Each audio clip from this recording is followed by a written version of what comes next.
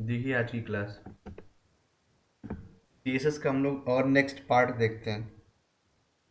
कल हम लोगों ने मेन्यू पढ़ा था और पीसीयूडो एलिमेंट पढ़ा था। आज उसी पीसीयूडो का कुछ और पार्ट हम लोग देखते हैं उसमें आगे।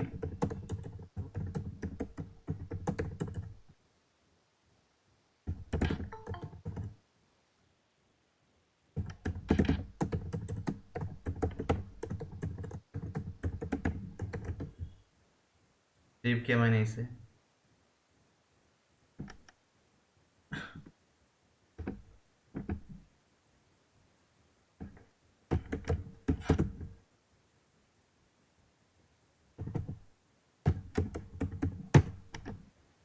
ये सेव हो गया आपका।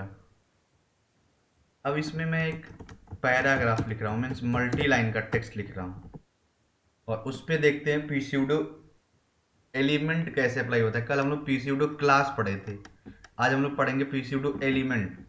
तो मैं कुछ इंटरनेट से पैराग्राफ कॉपी कर लेता हूँ। ठीक है, जैसे ये मैंने पैराग्राफ कॉपी कर लिए और इसी को मैं अपने कोड में रख देता हूँ। ये ठीक है, ये हो गया। सेव किया मैंने, इसको रन कराया तो आपका पैराग्राफ यहाँ पे विजिबल हो जाएगा।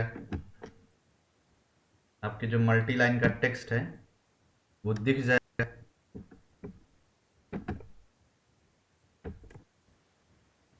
जैसे ये यहाँ पे विजिबल हो गया, और थोड़ा इसको रख देते हैं डेटा को। इसी सेम चीज़ को कॉपी करके अगेन पेस्ट कर देते हैं।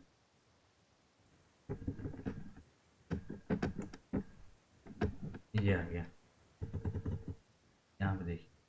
अब यदि हमें यहाँ पे जो इस पैराग्राफ का फर्स्ट लाइन है उसकी स्टाइलिंग केवल देनी हो, ऐसा आपको सीएसएस लिखना हो कि जो आपका पैराग्राफ विजिबल हो रहा है उसकी जो सबसे पहली लाइन है वो केवल और केवल चेंज हो, उसकी स्टाइलिंग चेंज हो, उसके लिए आप क्या सीएसएस लिखेंगे। उसके लिए यहाँ पे आप स्टाइल टैग को ओपन करेंगे, स्टाइल टैग को क्लोज करेंगे और यहाँ पे आप पी के लिए सीएसएस लिखेंगे। अब इस पी के लिए क्या सीएसएस होगा, यहाँ पे सबसे पहले तो यहाँ पे अब जो सिंगल कॉलन हम लोग यूज कर रहे थे वो यूज करेंगे डबल कॉलन। ठीक है, पीसीयूडो क्लास में था सिंगल कॉलन, जिसमें हम लोगों ने कल यूज किया था P colon first minus child, P colon last minus child, P colon nth minus child, P colon nth minus child odd even. तो उस केस में हम लोगों ने यूज किया था सिंगल कॉलन। ये आपने देखा था होवर प्रॉपर्टी, तो आप सिंगल कॉलन का वर्क देख पाए थे। बट यदि आप पीसीयूडो एलिमेंट यूज करने तो आपको यूज करना पड़ेगा डबल कॉलन, और यहाँ पे वैल्यू देनी पड़ती है फर्स्ट माइनस लाइन। ठीक है, क्या लिखना पड़ता है, फर्स्ट माइनस लाइन। मैंने दे दिया यहाँ पे कलर रेड। आप देखेंगे कि उस पैराग्राफ की जो सबसे पहली लाइन होगी उसी पे इफेक्ट आपको दिखेगा। ये बाकी सेकंड लाइन में नहीं दिखेगा, थर्ड पे नहीं दिखेगा, लास्ट पे नहीं दिखेगा। इसी तरीके से जो आपका सबसे पहला कैरेक्टर है, सबसे पहला लेटर है, इस पे इफेक्ट डालना हो तो उसके लिए भी क्लास बनी हुई है। उसके लिए हम लोग क्या लिखते हैं, उसके लिए लिखते हैं P double colon first minus letter, और यहाँ पे हम लोग देते हैं, मैंने दे दिया जैसे फॉन्ट माइनस साइज 30 पिक्सल और text minus transform colon upper case. तो यहाँ पे हम क्या देखेंगे कि जो हमारा ये फर्स्ट कैरेक्टर है इसका साइज इंक्रीज हो जाएगा और इसका अपर केस में हो जाएगा, जो बाय डिफॉल्ट स्मॉल या लोअर केस में है। ये आप देख पाएंगे।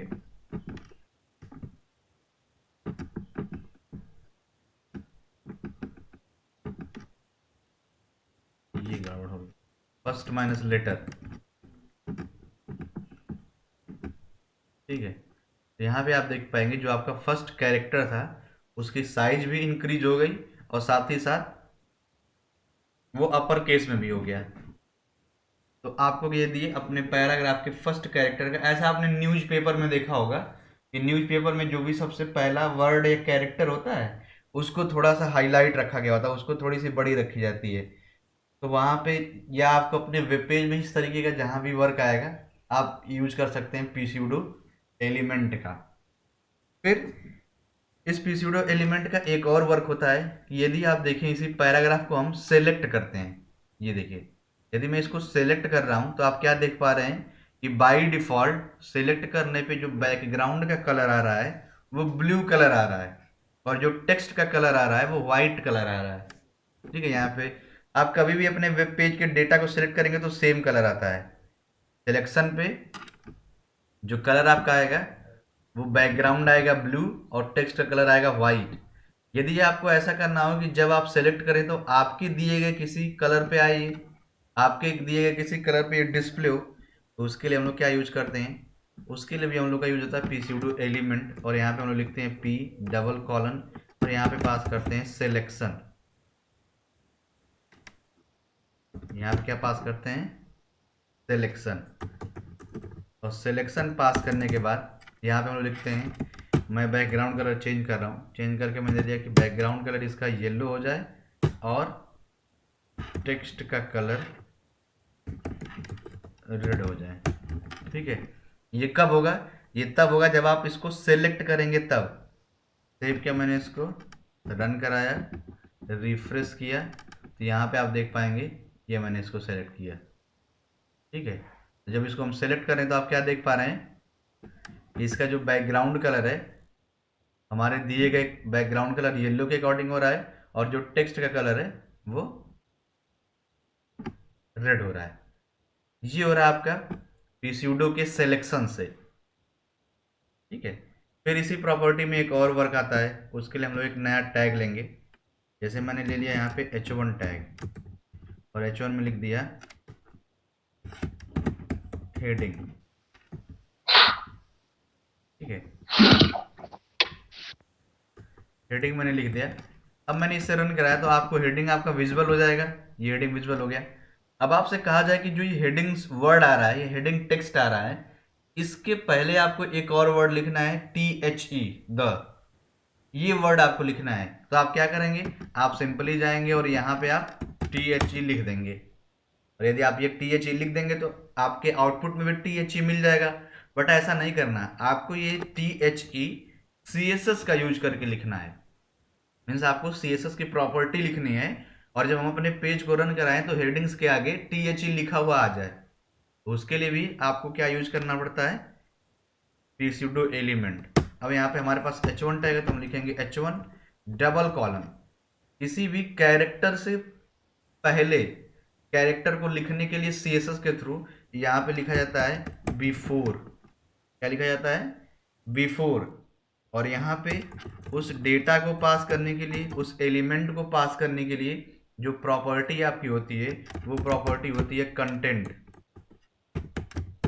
ये कंटेंट प्रॉपर्टी यूज करते हैं, और इस कंटेंट प्रॉपर्टी के अंदर हम लोग पास करते हैं वो कंटेंट जो हमें दिखाना है।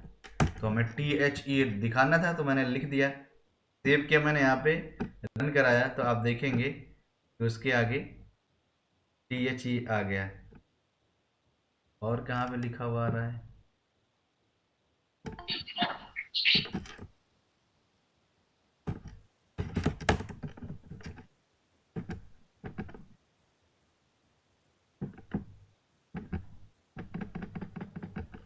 ये सेकंड कहाँ से आने लगा, ये भी कहीं लिखा है,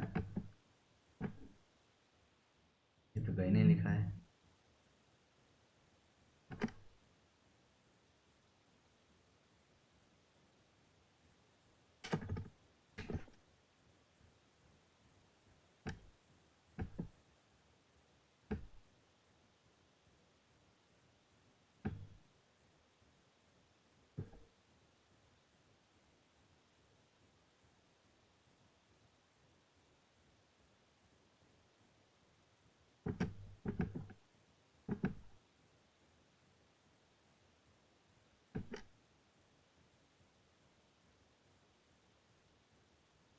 ये कुछ इशू आ रहा है इसमें कि दो दो बार THE लिखा हुआ। अच्छा सॉरी, यहाँ पे हम लोगों ने स्लैश यूज नहीं किया इसलिए आ रहा है।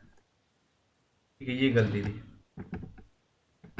अब ठीक है, अब यदि हमें कोई कैरेक्टर या वर्ड इस सेंटेंस के जस्ट बाद दिखाना हो, उस केस में हम क्या करेंगे, उस केस के लिए भी जो हमारा CSS है वो सेम होगा। यहाँ पे लिखेंगे H1 डबल कॉलन, बट यहाँ पे जो वैल्यू होगी वो होगी आपकी आफ्टर, और यहाँ पे हम पास करेंगे CSS। यहाँ पे लिखेंगे कंटेंट कॉलन और सिंगल कोट्स के अंदर पास करेंगे टैग सेमी कॉलन। सेव के मैंने इसको, तो आप देखेंगे उस वर्ड के बाद टैग भी लिखा हुआ आएगा जैसे ये। तो यहाँ भी आपका pseudo एलिमेंट यूज होता है कि यदि आपके पास कोई पैराग्राफ, कोई मैटर, कोई कंटेंट लिखा हुआ है, आप उस पैराग्राफ से पहले या उस पैराग्राफ के बाद कोई कंटेंट या मैटर दिखाना चाहते हैं तो आपको यूज करना पड़ेगा बिफोर और आफ्टर। देन आपने यूज किया होगा इनपुट टैग। इनपुट टैग के लिए भी यहाँ पे pseudo एलिमेंट बना हुआ है। हम लोगों ने फॉर्म में पढ़ा था इनपुट टाइप टेक्स्ट, और उसी के अंदर एक एट्रीब्यूट पढ़ा था हम लोगों ने प्लेस होल्डर, और उस प्लेस होल्डर में एक डमी टेक्स्ट लिख रहे थे, enter your name like that, ऐसा कुछ। तो वो टेक्स्ट उस इनपुट बॉक्स के अंदर हमारा दिख रहा था, जैसा ये दिख रहा है यहाँ पे। अब यदि आपको जो ये प्लेस होल्डर लिखा हुआ है इसके अंदर इसका कलर या इसका स्टाइलिंग आपको चेंज करना हो तो आप क्या करेंगे, उसके लिए क्या CSS लिखेंगे? तो उसके लिए आप आएंगे यहाँ पे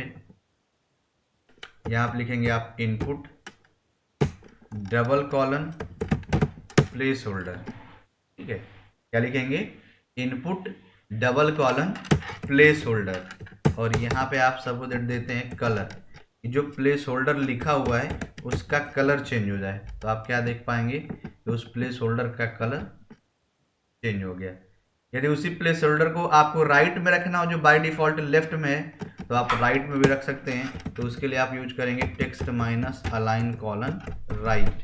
तो आप देख पाएंगे कि आपको आपका प्लेस होल्डर राइट साइड में मिलेगा, जैसा ऐसा कुछ।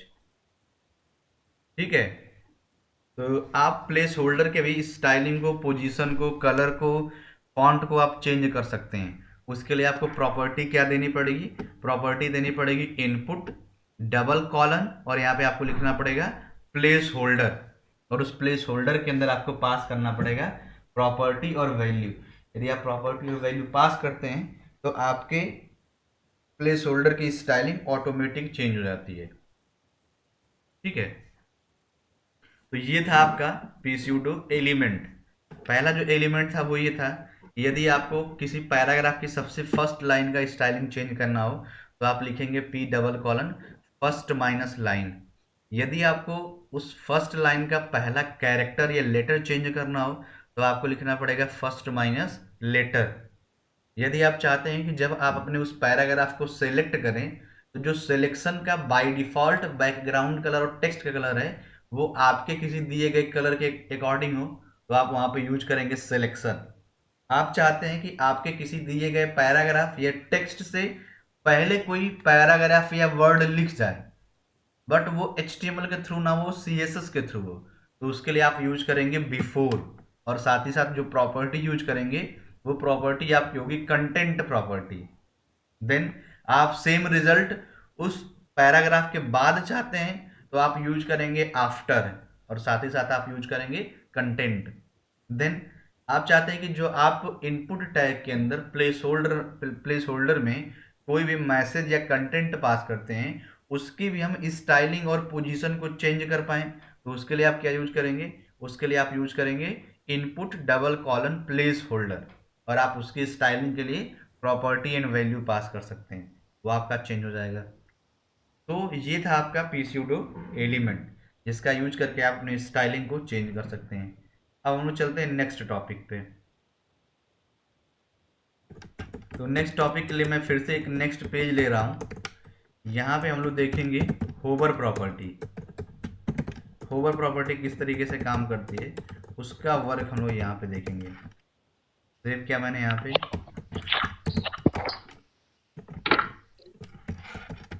ये सेव हो गया आपका। अब मैं यहाँ पे एक डिव क्रिएट कर रहा हूँ।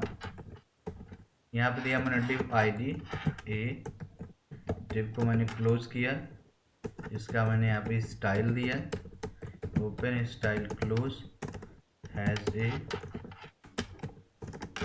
हाइट मैंने दे दी यहाँ पे 300 पिक्सल, विड्थ मैंने दे दिया आपको 300 पिक्सल, बैकग्राउंड कलर दे दिया मैंने लाइक दैट रेड। अब जब हम इसको सेव रन कराएंगे तो आप क्या देखेंगे कि आपको एक बॉक्स मिल गया। अब क्या चाहते हैं हम लोग कि जब हम इसके ऊपर माउस को ले जाएं तो इसका स्ट्रक्चर चेंज हो। स्ट्रक्चर क्या चेंज हो, कि इसका कलर चेंज हो जाए, इसकी हाइट बढ़ जाए, इसकी विड्थ बढ़ जाए, या इसकी हाइट कम हो जाए, इसकी विड्थ कम हो जाए, ये स्ट्रक्चर चेंज होना बोलते हैं। और इस स्ट्रक्चर को चेंज करने के लिए हम लोग यूज करते हैं HOVER, hover property. Hover property का वर्क होता है कि आप किसी भी एलिमेंट पे, किसी भी इमेज पे, किसी भी टेक्स्ट पे, किसी भी बॉक्स पे यदि माउस को ले जाते हैं तो वो आपकी होवर प्रॉपर्टी मानी जाती है। और उस होवर प्रॉपर्टी पे आप क्या चेंजेस चाहते हैं वो आपको लिखना पड़ता है। चलिए हम भी करते हैं वैसा। तो इसके लिए लिखते हैं पहले तो उस सेलेक्टर का नाम जिस पे आपने सेट कर रखा है CSS, तो मैंने लिया था हैज ए। फिर यहाँ पे यूज करना पड़ता है कॉलन और लिखना पड़ता है होवर। अब इस होवर में हम क्या चाहते हैं, सबसे पहले कि जो बैकग्राउंड कलर रेड है जब हम माउस को ले जाएं तो वो ग्रीन हो जाए। ठीक है, बैकग्राउंड कलर जो बाय डिफॉल्ट हमारा रेड सेट है, जब हम उस पर माउस को ले जाएं तो वो ग्रीन हो जाए। तो अब देखेंगे आप, मैं यहाँ पे गया, अपने पेज को रिफ्रेश किया, अब ये रेड दिख रहा है। ग्रीन कब दिखेगा, जब हम माउस को ले जाएंगे। तो मैं माउस ले गया तो यहाँ पे देखेंगे कलर इसका ग्रीन हो गया, लेकिन जैसे हटाएंगे वो रिमूव भी हो जाएगा। यहाँ पे देखिए ग्रीन हो गया। ठीक है, अब हम चाहते हैं कि जब माउस ले जाए तो इसका कलर ग्रीन तो हो, लेकिन साथ में इसकी हाइट भी बढ़ जाए। तो यहाँ पे हम आए और यहाँ पे मैंने पास किया हाइट।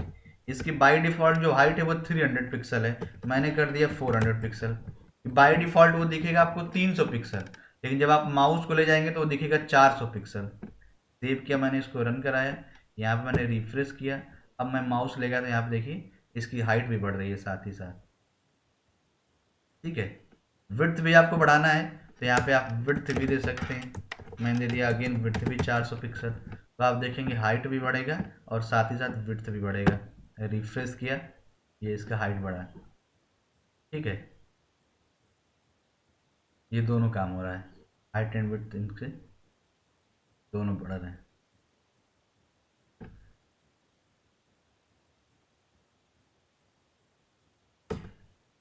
ठीक है, तो ये आपकी हाइट और विड्थ दोनों इंक्रीज हो रहे हैं। बट आपने देखा होगा कि जो हाइट और विड्थ और कलर इसका इंक्रीज हो रहा है वो बहुत ही स्पीड में हो रहा है। ये देखिए बहुत स्पीड में हो रहा है, मीन्स इंस्टेंट हो रहा है और तुरंत से हट भी जा रहा है। हम चाहते हैं कि ये थोड़ा सा स्पीड में हो। तो स्पीड में करने के लिए क्या यूज किया जाता है, या इसकी स्पीड को कंट्रोल करने के लिए या किसी एक फिक्स टाइमिंग में के लिए क्या होता है, तो यहाँ पे यूज होता है ट्रांजिशन।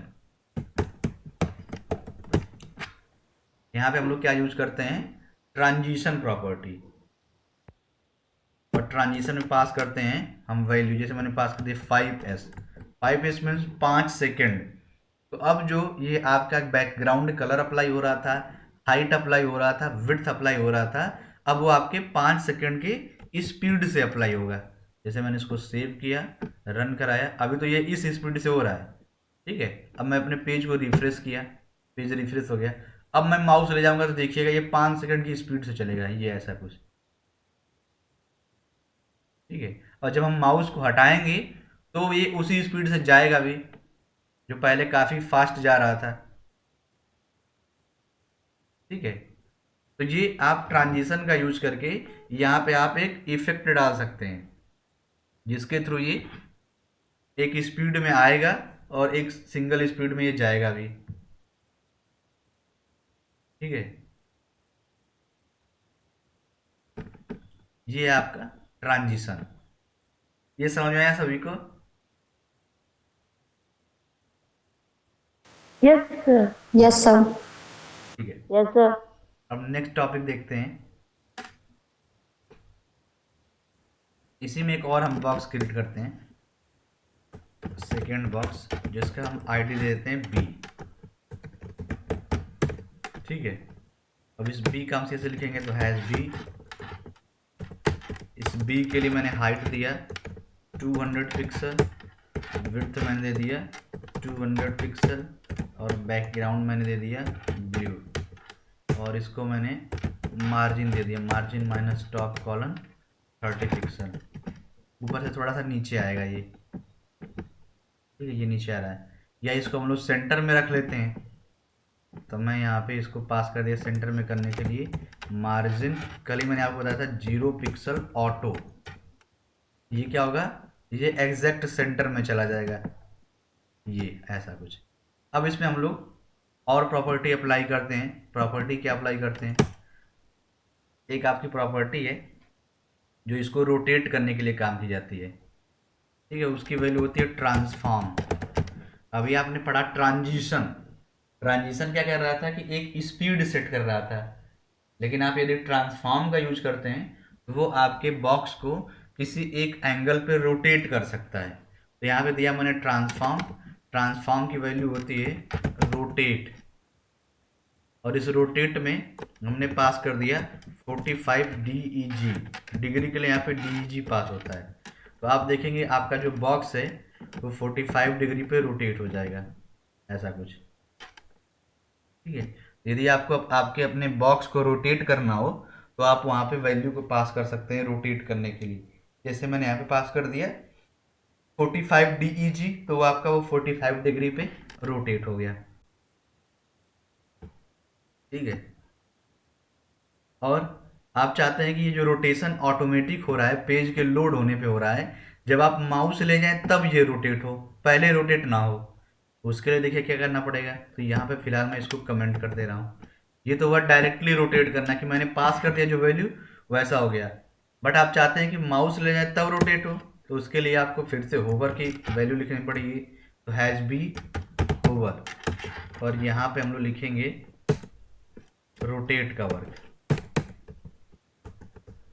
यहाँ पे क्या लिखेंगे, ट्रांसफॉर्म कॉलन रोटेट, और यहाँ पास कर देंगे 45 DEG। अब ये रोटेट कैसे होगा, जब हम माउस को लेकर के जाएंगे। देखिए यहाँ पे ये बाय डिफॉल्ट नॉर्मल दिखेगा, लेकिन जैसे ही माउस ले जाएंगे ये रोटेट हो गया। और ये देखिए बहुत फास्ट रोटेट हो रहा है, एक स्पीड में रोटेट हो रहा है और एंड हो रहा है। इसकी स्पीड को भी कंट्रोल करने के लिए आप यहाँ भी ट्रांजिशन का यूज कर सकते हैं। मैंने ट्रांजिशन में पास कर दिया 5S। आप देखेंगे अब जो इसका रोटेशन है वो एक स्पीड में होगा, ऐसा कुछ, और उसी स्पीड में बैक भी आएगा माउस हटाएंगे तो ये, ठीक है। अब अगर इसको और भी राउंड कराना हो, इसको और घुमाना हो कि ये और एक चक्कर घूम जाए, तो यहाँ पे जो आपने ये रोटेट की वैल्यू 45 डिग्री पास की है, इसको आप पास कर दीजिए 360 डिग्री, ये एक राउंड रोटेट हो जाएगा 45 में। जस्ट ये देखिए एक राउंड ये रोटेट हो गया, हटाएंगे तो फिर से ये उसी राउंड पे आ जाएगा। और ज़्यादा इसको रोटेट करना है तो यहाँ पे इसकी वैल्यू को आप बढ़ा दीजिए, और ये लगभग 10 टाइम रोटेट होगा, 360 इंटू 10, 3600, ठीक है। आपको थोड़ा सा आप स्क्रीन में हो सकता है स्लो दिख रहा हो, बट ये बहुत फास्ट चल रहा है और स्मूथ चल रहा है। आप अपने जब स्क्रीन पे इसको रन करेंगे तो दिखेगा, ठीक है। तो ये आपका हुआ ट्रांसफॉर्म। ये वर्क कैसे कर रहा है, जब हम लोग इसके ऊपर माउस को ले जा रहे हैं तब ये काम कर रहा है, ठीक है। तो ये था आपका ट्रांसफॉर्म प्रॉपर्टी, जो किसी भी बॉक्स को, किसी भी इमेज को किसी एक एंगल पे रोटेट करने के लिए यूज किया जाता है। फिर रोटेट करने का एक और ऑप्शन होता है, एक्स एक्सिस और वाई एक्सिस पे भी आप इसको रोटेट कर सकते हैं। तो यहाँ पे हम इसको यूज ना करते हैं, होवर को हम लोग डायरेक्टली यूज करते हैं। तो रोटेट करने के लिए प्रॉपर्टी जो होती है वो आपकी सेम होती है ट्रांसफॉर्म, और यहाँ पे हम लोग लिखते हैं रोटेट एक्स, और यहाँ पास करते हैं सब मैंने पास कर दिया 45 डिग्री। तो ये एक्स एक्सिस पे 45 डिग्री आपका रोटेट हो जाएगा।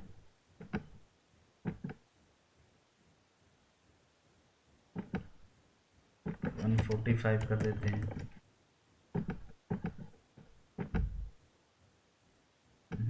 रोटेट नहीं हो रहा ये, ट्रांसफॉर्म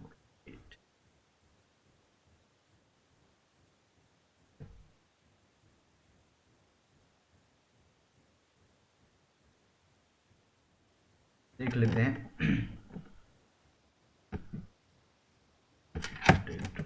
-x।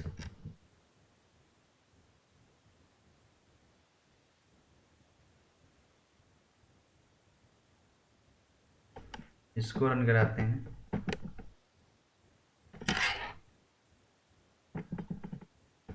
ये भी नहीं काम कर रहा है।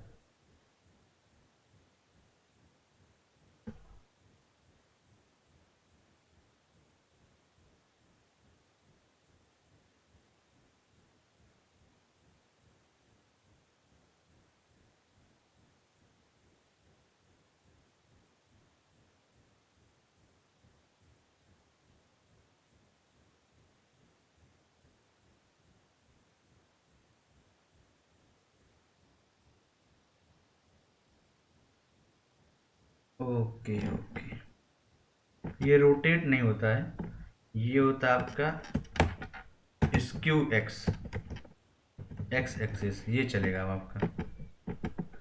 गलत हम लोग लिख रहे थे ये, ठीक है। स्क्यू एक्स इसको बोलते हैं, और स्क्यू वाई ये उस एक्सिस पे रोटेट होता है। इसकी एक और वैल्यू है स्क्यू वाई,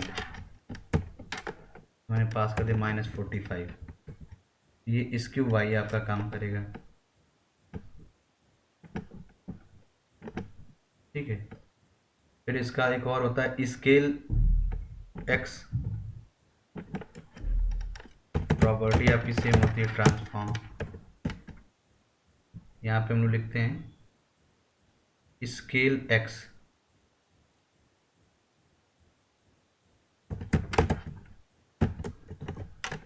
जो मैंने पास कर दिया 1.5। यहाँ पे डिग्री नहीं लिखेंगे, ये देखिए उससे उतना ज़्यादा बड़ा हो जाता है। यहाँ पे मैंने 5 पास कर दिया तो 5 गुना हो जाएगा, ठीक है। ये साइज को इंक्रीज करने के लिए बेसिकली होता है स्केल एक्स। ये आपके होवर पे और भी बेस्ट दिखेगा, तो यहाँ पे मैं इन सभी को कमेंट कर देता हूँ, ठीक है। और यहाँ पे कमेंट को हटा देता हूँ।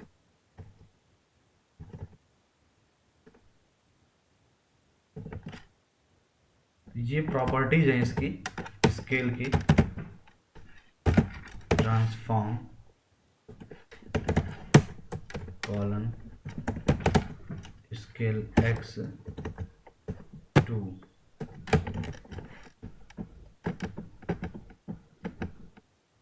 ये देखेंगे माउस ले जाने पे ये इस तरीके से।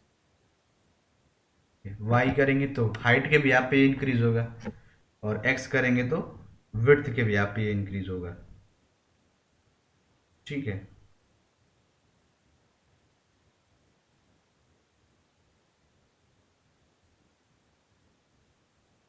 अब देखिए नेक्स्ट टॉपिक इसमें, ये तो आपका ट्रांसफॉर्म था, इसको एक बार और समझ लीजिए।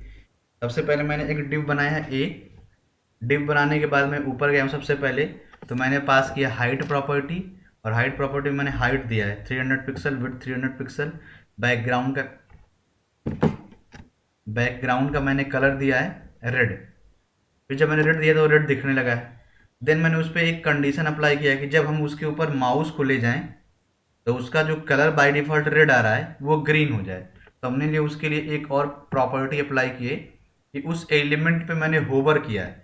होवर का वर्क होता है माउस को ले जाने के बाद उसके स्ट्रक्चर को चेंज करना। हम क्या चेंज करना चाह रहे थे कि जब माउस ले जाएं तो उसका कलर जो रेड था वो ग्रीन हो जाए। तो माउस को ले जाते ही उसका कलर ग्रीन हो जा रहा था, बट वो एक स्पीड में हो रहा था, बहुत फास्ट कलर चेंज हो रहा था, बहुत फास्ट जो है कि वो कलर हट भी रहा था। तो हम लोगों ने क्या किया है कि उसके लिए उसके स्पीड को कंट्रोल करने के लिए एक प्रॉपर्टी दिया है। इस प्रॉपर्टी का नाम है ट्रांजिशन प्रॉपर्टी, और उसमें हम लोगों ने पास किया है एक वैल्यू, जिसमें पास किया मैंने 5s मतलब 5 सेकेंड। जितनी ज़्यादा आप वैल्यू पास करेंगे उतना ही वो स्लो काम करेगा, उतनी ही वो स्लो आएगा और जाएगा। तो जैसे हम लोग माउस ले जा रहे थे तो फिर वो एक कंट्रोल में एक स्पीड में आने लगा है। इसके बाद हम लोगों ने नेक्स्ट एक डिव यूज किया बी। इसका यूज करके भी हम लोगों ने एक बॉक्स क्रिएट किया है बी का यूज करके। इसका बैकग्राउंड कलर ब्लू दिया है, उसको थोड़ा सा ऊपर से नीचे रखा है, देन हम लोगों ने उसको सेंटर में कर दिया है। फिर हम लोगों ने पढ़ा कि यदि किसी बॉक्स को रोटेट करना हो किसी एक एंगल पे, आप चाहते हो कि वो बॉक्स आपका किसी एक एंगल पे रोटेट हो, तो आपने पास किया प्रॉपर्टी ट्रांसफॉर्म और एक वैल्यू दिया आपने रोटेट, और उस रोटेट में आपने पास किया है 45 DEG।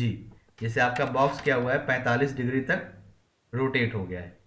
देन आपने देखा है कि उस रोटेशन को आप माउस के होवर पे करना चाह रहे थे, तो आपने फिर से वहाँ पे होवर प्रॉपर्टी यूज किया है और ट्रांसफॉर्म को आपने पास कर दिया है होवर के अंदर और रोटेट होने लगा है। बट वो रोटेशन भी एक अपनी स्पीड में हो रहा था, तो उसके लिए हम लोगों ने क्या किया है कि फिर से यहाँ पे भी हम लोगों ने ट्रांजिशन को यूज कर लिया है और ट्रांजिशन को यूज करके उसकी एक हम लोगों ने स्पीड को सेट कर दिया है।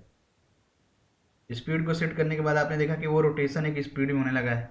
फिर हम लोगों ने एक्सिस के एंड पे भी हम लोगों ने ट्रांसफॉर्म को अप्लाई किया कि एक्स एक्सिस पे आप उसको कितना रोटेट करना चाहते हैं और वाई एक्सिस पे आप उसको कितना रोटेट करना चाहते हैं। तो उसके लिए हम लोगों ने वैल्यू पास किए स्क्यू एक्स और स्क्यू वाई। इसका यूज करके हम लोगों ने अपने बॉक्स को एक एंगल पे रोटेट कर पाए और चेंज कर पाए हैं। ठीक है, ये था आपका ट्रांसफॉर्म। नेक्स्ट टॉपिक अब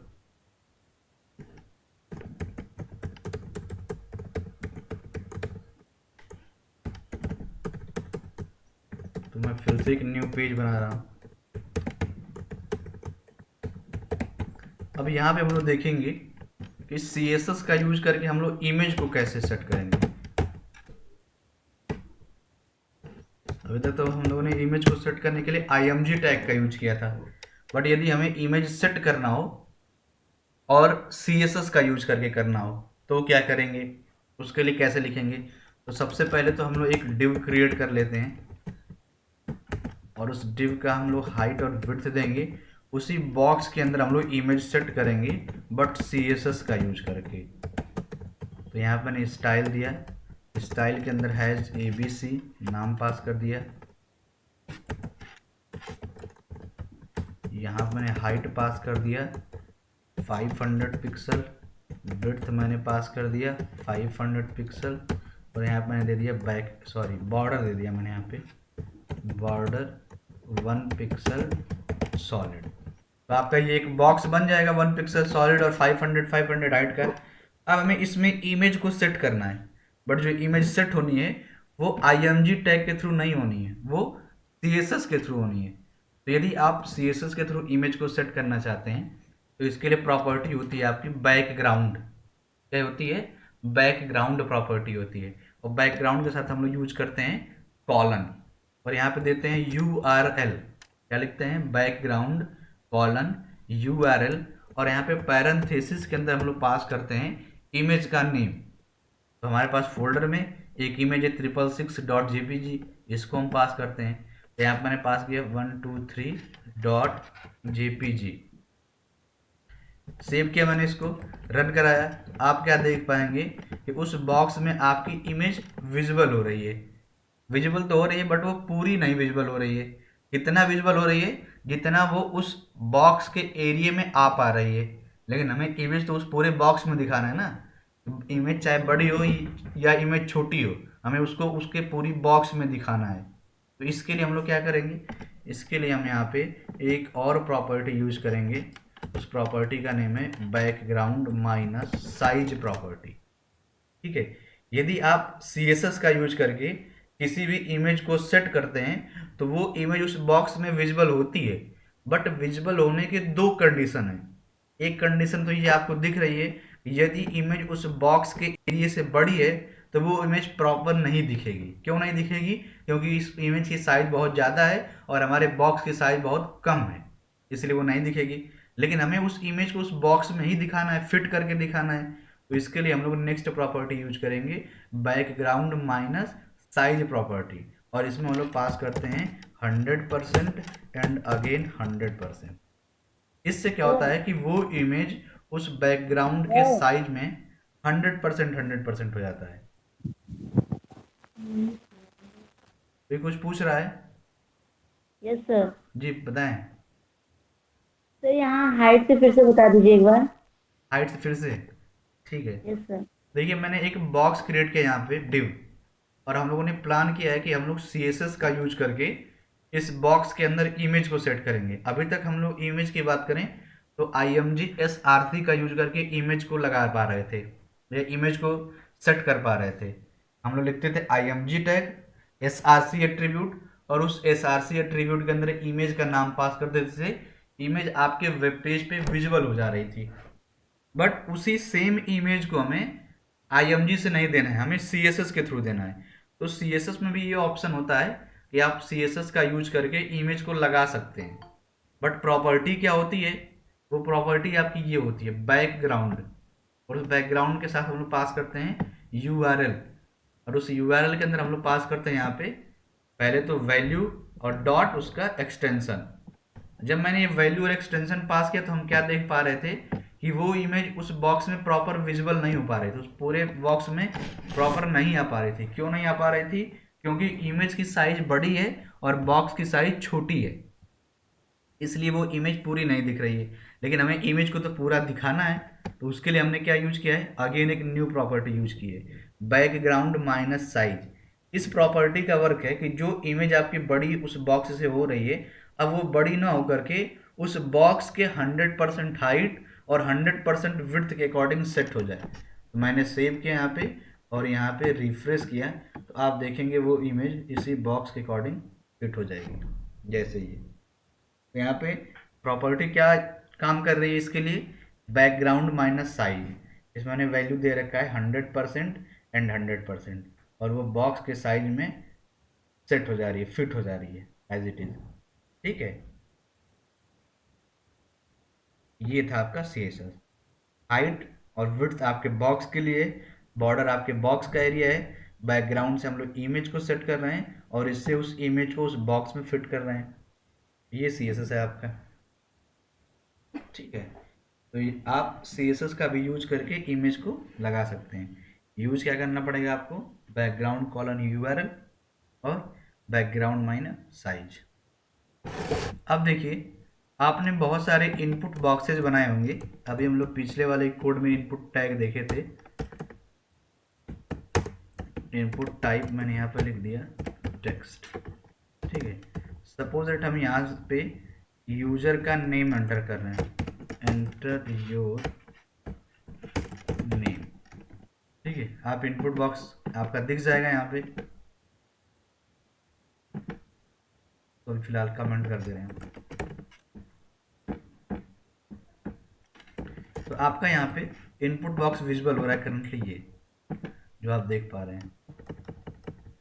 आपने देखा होगा बहुत सारे इनपुट बॉक्सेस के अंदर भी इमेजेस लगे होते हैं छोटे छोटे, उस इनपुट बॉक्स को इंडिकेट करने के लिए। जैसे पासवर्ड है तो लॉक का इमेज लगा होता है, ईमेल है तो इन्वेलप का लगा होता है, नेम है तो यूजर का लगा होता है, पिक्चर है तो पिक्चर गैलरी का लगा होता है। छोटे छोटे इसमें लगे होते हैं, और उसके बाद हमारा टाइप हो पाता है मैटर। तो हमें उस तरीके का कंटेंट बनाना हो तो हम कैसे यूज करेंगे, तो पहले तो हम लोग एक काम करते हैं कि जो इमेज इसके अंदर सेट करेंगे या जो आइकन सेट करेंगे उसको हम इंटरनेट से पहले डाउनलोड कर लेते हैं।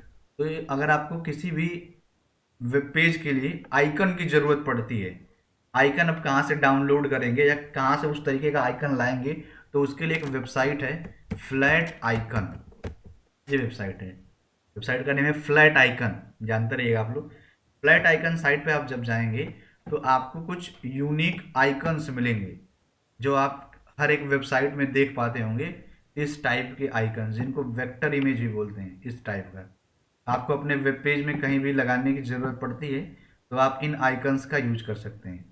ठीक है, ये कलरफुल्स भी होते हैं, नॉर्मल भी होते हैं, ब्लैक एंड वाइट भी होते हैं। तो इनको यूज किया जाता है, इनको बनाया नहीं जाता। ये ऑलरेडी बने बनाए इंटरनेट पे फ्री ऑफ कॉस्ट पे मिलते हैं, इनको हम लोग अपने वेब पेज में यूज कर लेते हैं। ठीक है, जैसे मैंने यहाँ पे सर्च किया यूजर का, यूजर आइकन में सर्च कर रहा हूँ यहाँ पे। यहाँ पे बहुत सारे यूजर के आइकन सर्च होकर के आ जाएंगे। हमें थोड़ा सा ब्लैक टाइप का सर्च करना है क्योंकि हमारी स्क्रीन वाइट है, उसमें लगाना है। तो जैसे कि ये मिल गया हमें, इसी को हम लोग डाउनलोड कर लेते हैं। तो डाउनलोड PNG, फ्री डाउनलोड पे आपको क्लिक करना है। ठीक है, तो ये फ्री डाउनलोड करके आपको दे देगा। ये डाउनलोड हो गया आपका। ठीक है, user dot P N G. इस user dot P N G को यहाँ से डाउनलोड फोल्डर से हम कॉपी करके अपने फोल्डर में रख लेते हैं, कोड फोल्डर में, HTML बैच में। यहाँ पे मैंने रख लिया, इसका नाम है user dot P N G. अब उस इनपुट बॉक्स में हमें इसको लगाना है। अब इनपुट बॉक्स के लिए CSS लिखेंगे, यहाँ पे मैंने लिखा इनपुट और यहाँ पे CSS देंगे। CSS में वही लिखेंगे background colon URL parenthesis double quotes के अंदर user dot P N G. अब मैंने इसको सेव किया, रन कराया, तो यहाँ पे अपने आउटपुट में हम क्या देख पाएंगे कि वो इमेज आ गई है, बट दिख नहीं रही है। उसका हम साइज कम करेंगे, तो साइज के लिए बैकग्राउंड माइनस साइज।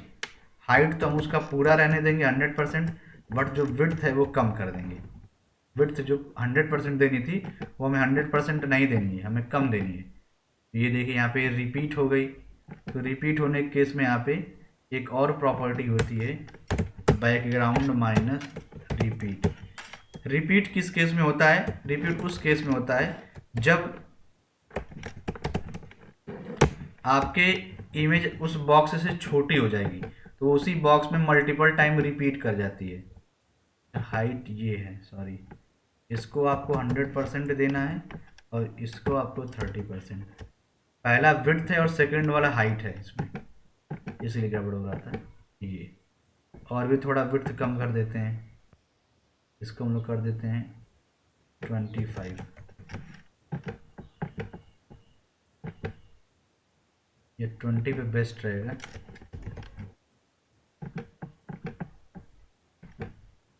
ठीक है, ये आपका इमेज लग गया इसके अंदर। बट अब यदि टाइप करेंगे तो देखेंगे उसके ऊपर से टाइप होगा, जबकि उस इमेज के बाद से टाइप होना चाहिए। तो इस इमेज के बाद से टाइप होने के लिए आपको यहाँ पे और एक प्रॉपर्टी यूज करना पड़ेगा, पैडिंग माइनस लेफ्ट।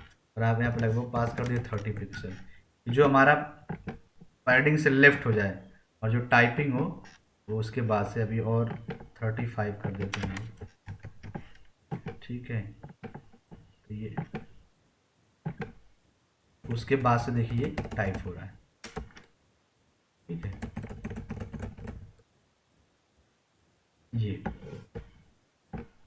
उसके लिए हमने क्या यूज़ किया? सबसे पहले बैकग्राउंड में एक इमेज सेट कर दिया इंटरनेट से डाउनलोड करने के लिए। जब इमेज को मैंने रखा तो इमेज बॉक्स से बड़ी थी, नहीं विजुअल हुई, तो मैंने बैकग्राउंड साइज का यूज किया है। अब साइज में ऊपर मैंने 100% यूज किया था, लेकिन मैंने नीचे कुछ और वैल्यू यूज कर लिया। तो यहाँ पे जो 100 और 100% का मीनिंग था कि हमें उस इमेज को उस पूरे बॉक्स में दिखाना है, मतलब हाइट भी पूरा होना चाहिए और विड्थ भी पूरा होना चाहिए। लेकिन यहाँ पे हमें 20% क्यों रखना पड़ा है? क्योंकि हमें विड्थ को कम रखना है। ये पूरी विड्थ है ना इस बॉक्स की, इनपुट बॉक्स की, तो हमें विड्थ कम रखना है, हाइट पूरा रखना है। तो मैंने हाइट की वैल्यू 100% दिया है, बट मैंने विड्थ की वैल्यू 20% दिया। 20% क्यों दिया है? कि जो पूरा इनपुट बॉक्स है उस इनपुट बॉक्स के 20% एरिया में देखिए, बाकी 80% एरिया में हम अपना टाइप करेंगे डेटा। तो इसलिए मैंने यहाँ पे इमेज की साइज को 20% दिया है। फिर जब हमने 20% दे करके उस इमेज को रन कराया है, तो हम क्या देख पाए हैं कि वो इमेज बार बार उस बॉक्स में रिपीट कर गई है। तो उस रिपीटिशन को हमें हटाना था। तो रिपीटिशन को हटाने के लिए मैंने यहाँ पे एक और प्रॉपर्टी यूज किया है, जिस प्रॉपर्टी का नेम लिखा है मैंने बैकग्राउंड माइनस रिपीट। और जब मैंने रिपीट में लिखा है नो माइनस रिपीट, कि जो रिपीटिशन आ रही वो हट जाए। तो यहाँ पे आप देख पाए थे आउटपुट में कि आपका रिपीटिशन यहाँ से हट गया था, सिंगल एक इमेज आने लगी थी। फिर मैंने यहाँ पे एक और प्रॉपर्टी और वैल्यू दिया है, वो ये दिया है कि जो हमारा टेक्स्ट है वो बाय डिफ़ॉल्ट उस इमेज के ऊपर से लिखा जा रहा है, लेकिन उसके ऊपर से ना लिखा जाए, वो 35 पिक्सल का स्पेस लेकर के लिखा जाए। तो उसके लिए मैंने यहाँ पे लिखा है पैडिंग माइनस लेफ्ट। जब मैंने पैडिंग माइनस लेफ्ट दिया है, जो हमारी इनपुट बॉक्स की टाइपिंग है वो 30 पिक्सल स्पेस लेकर के उस इमेज के बाद से होने लगी है। तो ये आपका था किसी बॉक्स के अंदर इमेज को सेट करना, किसी बॉक्स के अंदर इमेज को टाइप करना। इसमें किसी को कोई डाउट? हाँ, नो सर। एक काम और आप कर सकते हैं, ये आपका आइकन लेफ्ट साइड में दिख रहा है, इस आइकन को आप राइट साइड में भी कर सकते हैं। कहीं कहीं पे आप देखेंगे तो राइट साइड में भी आइकन होता है। तो राइट साइड में करने के लिए क्या लिखना पड़ेगा, यहाँ पे आपको लिखना पड़ता है बैकग्राउंड माइनस पोजीशन, और यहाँ पे लिखना पड़ता है राइट। आप देखेंगे वो इमेज आपके राइट साइड में चली जाएगी। ठीक है, इस तरीके से भी आप काम कर सकते हैं, या आप राइट साइड में भी इमेज को रख सकते हैं, वो आपके ऊपर है, आप जहाँ पे रखना चाहें वहाँ पे रख सकते हैं। प्रॉपर्टी क्या यूज करनी पड़ेगी, बैकग्राउंड माइनस पोजीशन, और जिसकी वैल्यू देनी पड़ेगी आपको राइट। तो आपका वो इमेज राइट साइड में, राइट सेक्शन में आ जाएगा। तो ये था आपका किसी इनपुट बॉक्स के अंदर इमेज को सेट करना, या किसी बॉक्स के अंदर इमेज को सेट करना CSS का यूज करके, HTML का नहीं, CSS का यूज करके। अब हम लोग चलते हैं नेक्स्ट टॉपिक पे कि वो किस तरीके से काम करेगा। तो एक मैं नया पेज फिर से बना रहा हूँ।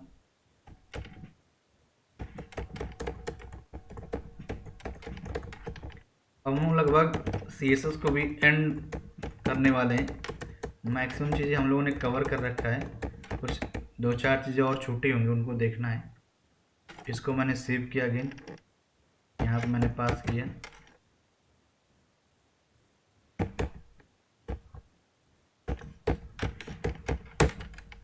ये आपका सेव हो गया। अब यहाँ पे देखिए, यहाँ पे हम लोग देखेंगे एनिमेशन। एनिमेशन कैसे काम करता है, उसके लिए सबसे पहले तो मैं यहाँ पे एक बॉक्स क्रिएट करता हूँ, div id a, इसको मैंने सेव किया। CSS देंगे इसका, तो यहाँ पे मैंने दिया style open, style close, has a,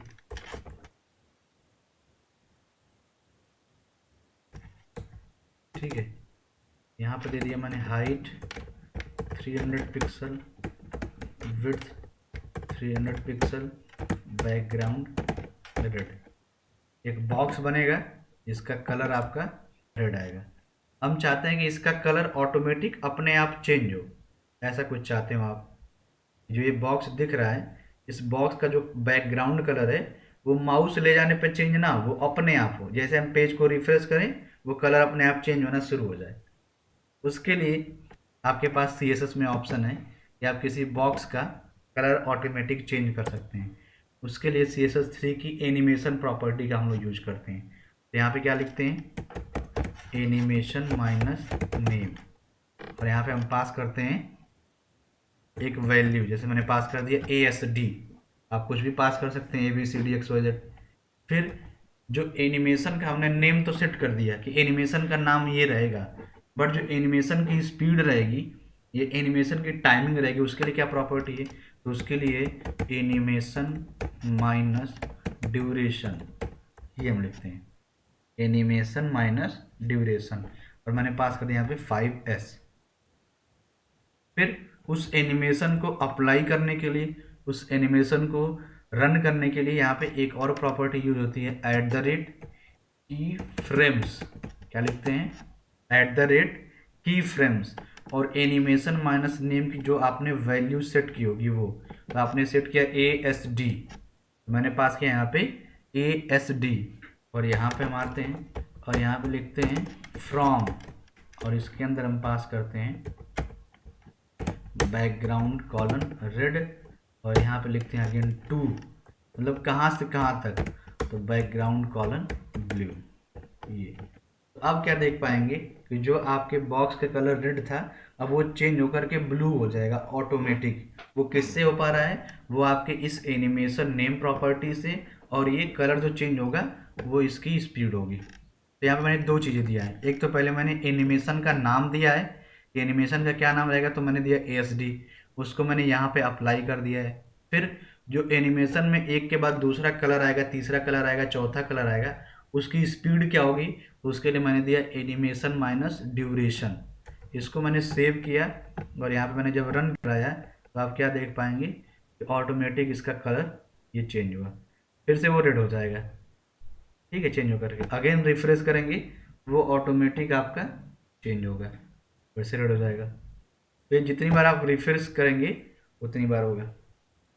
फिर आपके माइंड में दो क्वेश्चन आए होंगे कि यहाँ पे तो हम दो कलर चेंज कर पा रहे हैं, हम चाहते हैं कई कलर चेंज हो जाएगा। फिर ये जो कलर चेंज होने का नंबर ऑफ पोजीशन है, ये कि एक बार हो रहा है, वो कई बार होता रहे, हमें बार बार रिफ्रेश करने की जरूरत ना पड़ेगा, ऑटोमेटिक वो चलता रहे उसी तरीके से। तो उसके लिए हम लोग क्या करेंगे, ये जो कलर चेंज हो रहा है ये एक बार ना हो, ये अनलिमिटेड टाइम हो। और ये जो दो कलर हो, ये दो कलर ना हो करके हम जितना चाहें उतना कलर हो। उसके लिए भी आपके पास ऑप्शन है, वो देखिए कैसे है। उसके लिए यही सेम पेज होगा, बट यहाँ पे हम CSS थोड़ा चेंज कर रहे हैं। अब मैं यहाँ पे एक और बॉक्स ले रहा हूँ, उसमें मैं आपको करके दिखा रहा हूँ। तो मैंने एक और डिव लिया बी, सब कुछ यही होगा लेकिन थोड़ा सा उसमें चेंजेस आएगा। और यहाँ पे मैंने डिव को सेव कर दिया। बी का CSS लिखेंगे तो #b, और यहाँ पे मैंने दे दिया हाइट, इसका भी 300 पिक्सल, विड्थ 300 पिक्सल, बैकग्राउंड इसका मैं दे देता हूँ ब्लू, और इसको मैं दे देता हूँ फ्लोट लेफ्ट, ऊपर वाले में फ्लोट लेफ्ट दे देता हूँ मैं, तो उसके बगल में आ जाएगा। फ्लोट लेफ्ट देने के बाद इसको मैं थोड़ा सा लेफ्ट से स्पेस भी दे दे रहा हूँ, मार्जिन माइनस लेफ्ट 50 पिक्सल, जिससे दोनों में डिस्टेंस रहेगा। ये देखिए, ठीक है। अब इस ब्लू वाला जो बाय डिफ़ॉल्ट कलर आ रहा है ब्लू कलर, इसमें हमें कई कलर अप्लाई करने हैं। देखिए कई कलर कैसे आप अप्लाई करेंगे, मल्टीपल कलर जिसको आप बोल रहे हैं। यहाँ पे हम फिर से लेंगे एनिमेशन माइनस नेम, इसकी हमने वैल्यू दे दिया यहाँ पे ABC। फिर जो एनिमेशन अप्लाई होगा, एक के बाद दूसरा कलर चेंज होगा, उसका टाइमिंग क्या होगा, उसके लिए एनिमेशन माइनस ड्यूरेशन मैंने पास कर दिया 5s, 5 सेकेंड। फिर वो एनिमेशन अप्लाई करना है, तो उसके लिए यहाँ पे हम लोग लिखेंगे की फ्रेम्स, फिर यहाँ पे देते हैं ABC, तो एनिमेशन माइनस नेम के आपने वैल्यू दिया होगा। देन यहाँ पे हम लोग अब फ्रॉम और टू नहीं लिखेंगे, यहाँ पे लिखेंगे 0%, और इस 0% में पास करेंगे बैकग्राउंड ब्लू। फिर यहाँ पे हम लोग पास करेंगे 10%, और यहाँ पे हम बैकग्राउंड दे देते हैं ग्रीन। तो ये अब जो आप देख रहे हैं 0% जिस चीज़ को मैं पास कर रहा हूँ, इसका मतलब है स्टेज। ये 0 10 मैं पास कर रहा हूँ, इसका मतलब है स्टेज। ये जो स्टेज है ये आपका 0 to 100% तक चलता है, मतलब 0 से लेकर के 100% तक।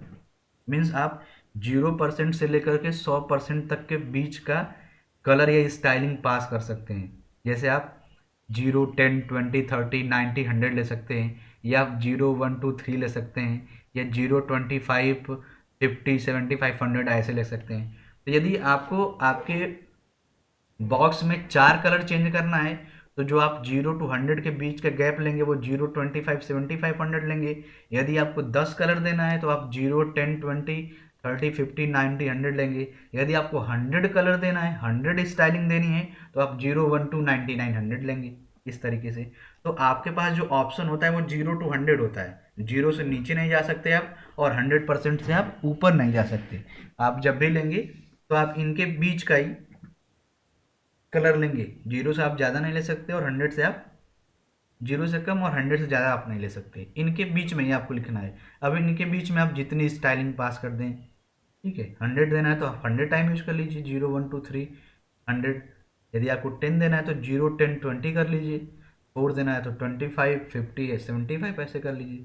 तो वो आपके ऊपर आता है कि आप अपनी स्टाइलिंग कितना देना चाहते हैं, बट वो स्टाइलिंग जो होगी वो 0 10 फॉर्मेट में ही होगी, ठीक है। तो यहाँ पे मैंने 10 पे दे दिया, अगेन मैंने यहाँ पे 25 पे दे दिया, इसका कलर दे दिया मैंने दिस। फिर यहाँ पे मैंने 50 पे दे दिया, और यहाँ पे कलर कर दिया।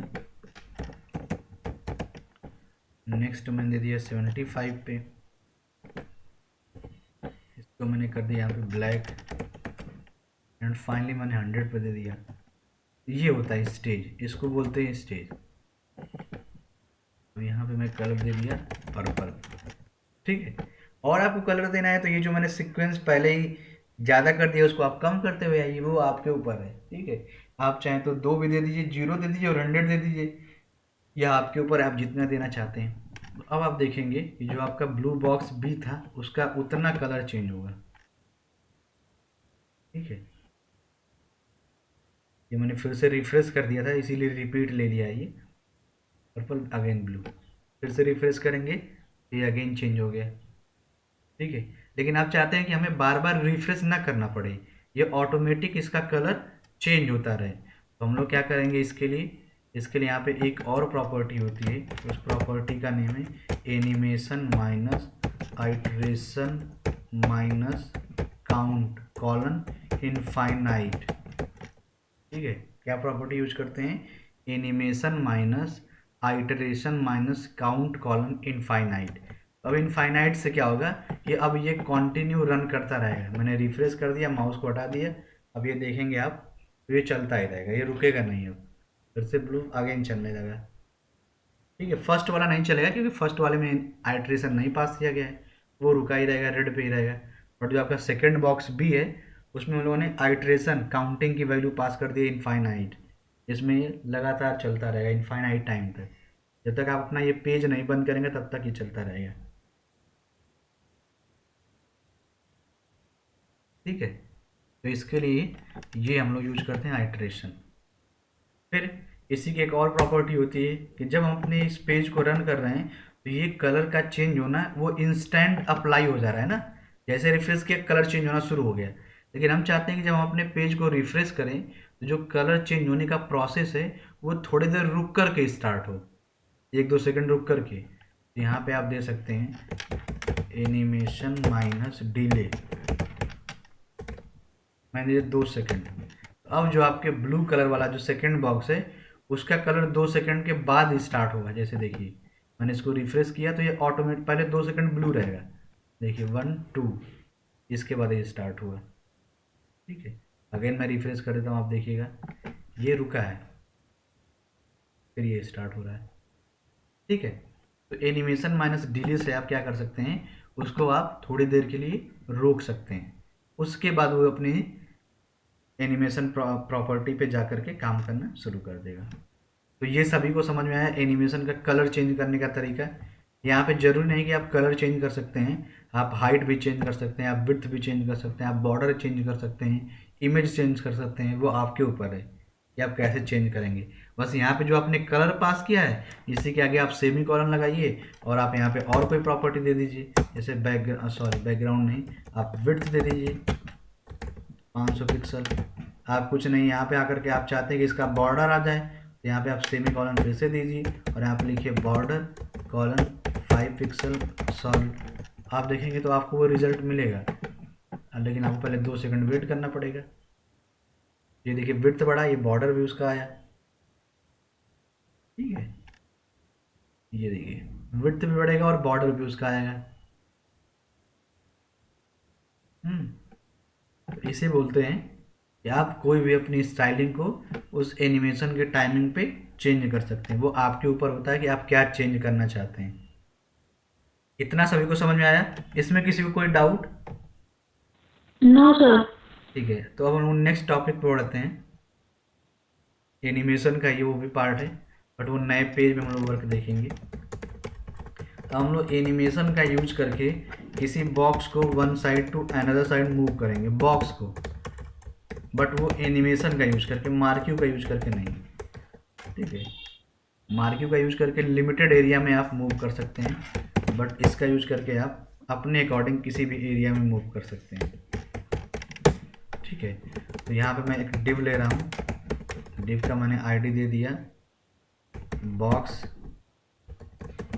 इसको मैंने सेव किया, CSS देंगे स्टाइल के अंदर has box height 150 pixel, width column 150 pixel और यहाँ पे बैकग्राउंड ये दे दिया मैंने। अब रन कराएंगे तो वो बॉक्स आपको मिल जाएगा जैसे ये। अब हमें क्या करना है, इस बॉक्स को यहाँ से लेकर के पहले यहाँ तक ले जाना है, चलाना है इसको यहाँ पे, फिर जैसे वहाँ से आए फिर उसको नीचे लाना है, फिर जब वो नीचे आ जाए तो फिर से उसको लेफ्ट पे ले जाना है, जब लेफ्ट पे आ जाए तो यहाँ पे आ जाना है। इसको इसी तरीके से राउंड राउंड चलाना है। वो कैसे चलेगा वो देखना आपको। सबसे पहले तो हम लोग यहाँ पे अप्लाई करते हैं एनिमेशन माइनस नेम, इसका वैल्यू मैंने दे दिया ABC। फिर यहाँ पे मैंने दे दिया एनिमेशन माइनस ड्यूरेशन, मैंने पास कर दिया 5S। फिर एनिमेशन को अप्लाई करना है, यहाँ पे मैंने दे दिया की फ्रेम्स और ABC। फिर यहाँ पे मैंने दिया इसकी वैल्यू 0% पे, कि जो हमारा बॉक्स है वो टॉप पे 0 पिक्सल हो जाए और लेफ्ट में भी 0 पिक्सल हो जाए, क्योंकि जहाँ पे आपका जो बॉक्स दिख रहा है करंटली बाय डिफ़ॉल्ट वो इस पोजीशन पे है ना, तो उसका लेफ्ट भी 0 और टॉप भी 0, बाकी उसके लिए कोई अभी साइड है नहीं। लेकिन जब वो 0 से नेक्स्ट पोजीशन पे जाए, नेक्स्ट स्टेज पे जाए, तो वो यहाँ से चल करके वो यहाँ पे आ जाए, यहाँ पे या यहाँ पे आप जिस पोजीशन पे लाना चाहते हैं। तो उसके लिए हम लोग फिर से लिखेंगे 25%, मैंने लिख दिया। और यहाँ मैंने क्या लिखा कि जो उसका टॉप है वो 0% ही रहे, बट उसका जो लेफ्ट है वो उधर से 400 पिक्सल हो जाए, मतलब वो लेफ्ट से 400 पिक्सल राइट को आ जाए। और यहाँ पे एक और प्रॉपर्टी आप अप्लाई करेंगे पोजीशन, इसकी वैल्यू देंगे आप एब्सोल्यूट। सेव करेंगे, रन कराएंगे तो यहाँ पे आप देखेंगे कि वो 400 पिक्सल आपका आएगा। लेकिन फिर वो बैक चला जा रहा है, बैक नहीं आना चाहिए, वो वहीं से नीचे आना चाहिए बॉटम को। 400 की जगह पे और वैल्यू बढ़ा देते हैं यहाँ पे हम लोग, इसको हम कर देते हैं 700। ये 700 तक जाएगा लगभग, ठीक है। लेकिन हम चाहते हैं कि जब वो जा रहा है उधर को तो वहाँ से वो रिटर्न आए, वहाँ से वो नीचे आ जाए। तो नीचे आने के लिए फिर से हम लोग लिखेंगे, अब हम लोग देते हैं 50% का। अब यहाँ पे 50% में हम क्या लिखेंगे कि जो वो टॉप 0 था वो टॉप 0 ना होकर के अब वो लगभग 600 पिक्सल नीचे आ जाए, और जो उसका लेफ्ट था वो एज इट इज़ बना रहे 700 पिक्सल। लेफ्ट क्यों बना रहे? क्योंकि जब वो यहाँ से नीचे आएगा, यहाँ से नीचे, तो जो उसका लेफ्ट का स्पेस है लेफ्ट का वो एज इट इज़ रहेगा, इसलिए मैंने लेफ्ट की वैल्यू ऐसे ही रहने दिया है। ये आपका नीचे आ रहा है, 5 ज़्यादा जा रहा है, नीचे 4 कर देते हैं जिससे आपको दिखेगा। ये यहाँ पे गया और यहाँ पे। अब हम चाहते हैं कि वो वहाँ से रिटर्न आए, वो वहाँ से इस साइड को आ जाए, लेफ्ट साइड को, लेफ्ट साइड को। तो लेफ्ट साइड लाने के लिए आपको फिर से एक स्टेज लिखना पड़ेगा, मैंने लिख दिया 75%। अब 75% में उसका जो लेफ्ट होगा, उसका जो टॉप होगा, सॉरी वो एज इट इज़ होगा, बट अब वो लेफ्ट को जा रहा है तो लेफ्ट उसका अब 0 हो जाएगा, यहाँ मैंने 0 कर दिया। अब इसको हम रन कराएंगे तो क्या देख पाएंगे, ये बॉक्स यहाँ पे गया, 400 पिक्सल आया, फिर लेफ्ट को 0 चला गया, ठीक है। यहाँ से वो आया पहले 700, फिर नीचे 400, फिर ये लेफ्ट 0, फिर लेफ्ट जब 0 जा रहा है तो उसको हमें फिर से इस पोजीशन पे ला देना है। तो उस पोजीशन पे लाने के लिए आपको फिर से लिखना पड़ेगा 100%, और इस 100% में अगेन टॉप 0 पिक्सल और लेफ्ट 0 पिक्सल। सेव करेंगे और रन कराएंगे। अब क्या देख पाएंगे, यहाँ से रन हुआ, नीचे आया, यहाँ को गया और ऊपर को चला गया, ठीक है। रिफ्रेश किया, यहाँ पे आया, ये गया और चला, ठीक है। यहाँ पे हम लोग उस प्रॉपर्टी को अप्लाई कर देते हैं, animation minus iteration minus count colon infinite. ये इनफाइनाइट टाइम तक चलता रहेगा, आपको बार बार रिफ्रेश करने की जरूरत नहीं पड़ेगी, ठीक है। ये CSS के थ्रू पॉसिबल हो पा रहा है कि ये डायरेक्शन आपने सेट कर दिया उस साइड को, उस एरिया को ये मूव कर रहा है, अपने आप ये चल रहा है। अब यदि हमें यही काम करना हो कि ये ऑल्टरनेट चले, कभी क्लॉक वाइज चले कभी एंटी क्लॉक वाइज चले, उसके लिए भी आपके पास ऑप्शन है। उसके लिए आप यूज कर सकते हैं एनिमेशन माइनस डायरेक्शन, इसकी वैल्यू है ऑल्टरनेट। ये देखिए ऑल्टरनेट चलेगा, ये इधर को गए, एक राउंड पूरा किया, फिर ये देखिए अपोजिट आने लगा।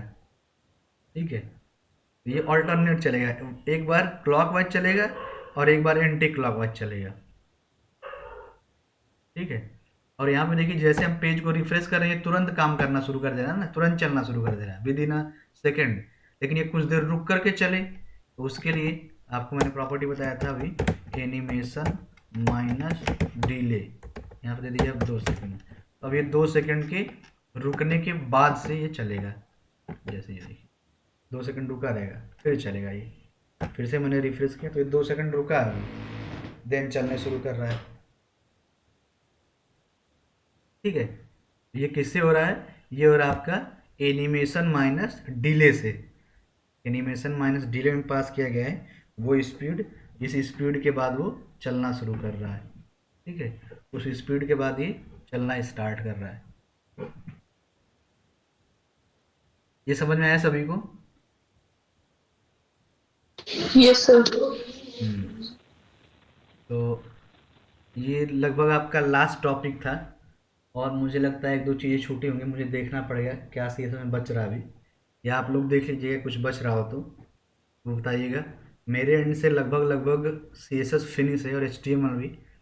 अब आपको देखना है कि आपको क्या समझ में नहीं आया या कौन सा टॉपिक हमें फिर से पढ़ लेना चाहिए, तो वो आप बताएंगे तो फिर हम आपको पढ़ा देंगे। ठीक है, अब हम लोग जो नेक्स्ट आगे स्टार्ट करने वाले हैं वो हम लोग बूट स्टेप पढ़ेंगे, बट आज नहीं पढ़ेंगे। सर हाँ बताएं।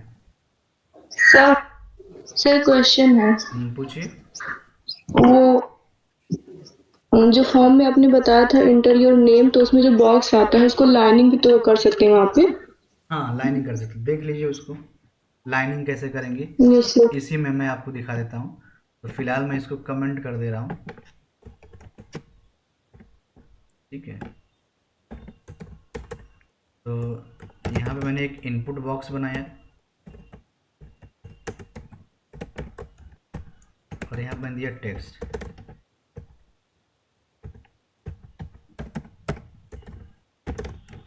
ठीक है, अब ये इनपुट बॉक्स आपका रन हो जाएगा, यहाँ पे ये रन हो गया। अब यहाँ पे बहुत जगह आपने देखा होगा इनपुट बॉक्स में कि यहाँ पे नीचे एक लाइन केवल आती है और उसके ऊपर हम लिखते हैं, ये बॉर्डर इस तरीके से नहीं आता है। उस केस में हमें क्या करना पड़ेगा, उसके लिए क्या लिखना पड़ेगा सी एस एस, उसके लिए सी एस एस आपको इस इनपुट का लिखना पड़ेगा। तो यहीं पे मैं लिख रहा हूँ फिलहाल इनपुट बॉक्स के लिए, तो यहाँ पे लिखा मैंने इनपुट। सबसे पहले क्या करना है कि हमें इस बॉर्डर को हटाना है जो बाय डिफ़ॉल्ट दिख रहा है। तो हम यहाँ पे क्या प्रॉपर्टी लिखेंगे, बॉर्डर, और यहाँ पे लिखेंगे नन। तो ये जो आपका बॉर्डर बाय डिफ़ॉल्ट आ रहा है ये गायब हो गया, लेकिन हमें यहाँ पे तो लिखना है ना, और ये जब क्लिक कर रहे हैं तो बॉर्डर आ जा रहा है, तो इसको बोलते हैं आउटलाइन। तो यहाँ से हम लोग क्या करेंगे, आउटलाइन कॉलम नन। ठीक है, ये आपका आउटलाइन भी गायब हो गया। अब यहाँ पे टाइप तो हो जाएगा, लेकिन वो ऐसे ही टाइप हो रहा है, एक नीचे लाइन भी है जिस पे हम लोग टाइप कर सकें, तो उसके लिए हम लोग लिखते हैं border minus bottom colon 1 pixel solid. तो एक नीचे बॉटम को लाइन आ जाएगा ऐसा कुछ, और इस पे आप टाइप कर पाएंगे। ठीक है, यही चाहते थे ना आप? Yes sir. तो इसके लिए बस 2 काम करना आपको। एक तो सबसे पहले जो बॉर्डर बाय डिफ़ॉल्ट आ रहा है इनपुट बॉक्स का, उसको हटाना है। जब आप बॉर्डर को हटा देते हैं और जैसे ही आप टैप करते हैं, मतलब माउस को उसमें क्लिक करते हैं, तो एक आउटलाइन भी बॉर्डर आता है, बाय डिफ़ॉल्ट आता है। ठीक है, जब वो बॉर्डर होता है तो नहीं दिखता है। आउटलाइन बॉर्डर को हटाने के लिए आउटलाइन एक प्रॉपर्टी होती है, उसको नन करना पड़ता है, फिर आपका सारा काम हो जाता है। लेकिन हमें दिखना चाहिए कि हम टाइप कहाँ से शुरू करें, टाइप कहाँ पे करें। तो उसके लिए आपको एक बॉटम में बॉर्डर देना पड़ता है, जो मैंने ये दिया, जो आपको ये दिख रहा है।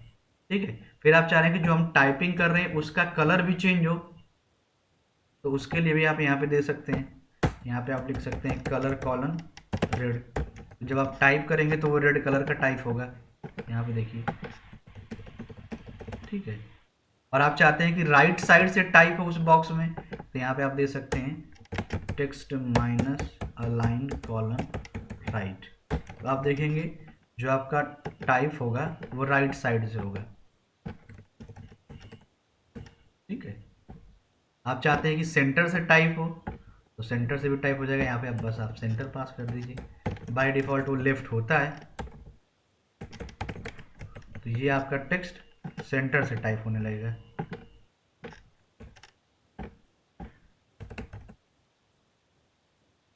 ठीक है, ये यूज करना पड़ेगा आपको, इसको समझ लीजिए। ठीक है, और किसी का कोई क्वेश्चन है? आप लोग अपने क्वेश्चन को तैयार कर लीजिए और एक दिन और हम इस पर डिस्कस कर लेंगे। और जो एक दो चीज़ें छोटी होंगी, छोटी छोटी चीज़ें, उसको भी हम लोग देख लेंगे। जो पॉइंट जो हाँ बताएं। तो जैसे हम लोग इसमें इनपुट वाले में पासवर्ड वाला लगाते हैं, तो पासवर्ड में से डॉटेड बन के आता है। अगर हम उस पासवर्ड को देखना चाहते हैं तो शो वाला जो आइकन आता है साइड में, हाँ, तो सर उसको कैसे करेंगे? नहीं तो अभी तो आइकन तो हम लोग लगा सकते हैं। जैसे अभी हम लोग एक कोड में देखे थे आइकन लगाना, हम लोगों ने वहाँ पे यूजर का आइकन लगाया था, तो आइकन तो लग जाएगा, बट क्लिक करने पे वो पासवर्ड भी विजिबल हो जाए उसके लिए हम लोग को जावास्क्रिप्ट पढ़ना पड़ेगा।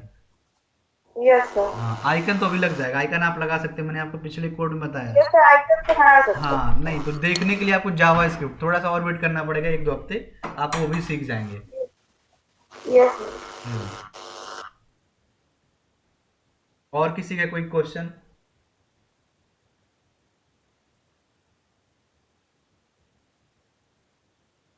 नहीं है, कोई नहीं। आप एक बार फिर से जितनी चीज़ें मैंने पढ़ाया, मैंने इसीलिए मैं ग्रुप में आपको कोड भी भेजते जाता हूँ, आप उसको एक बार ट्राई करिए अपने से।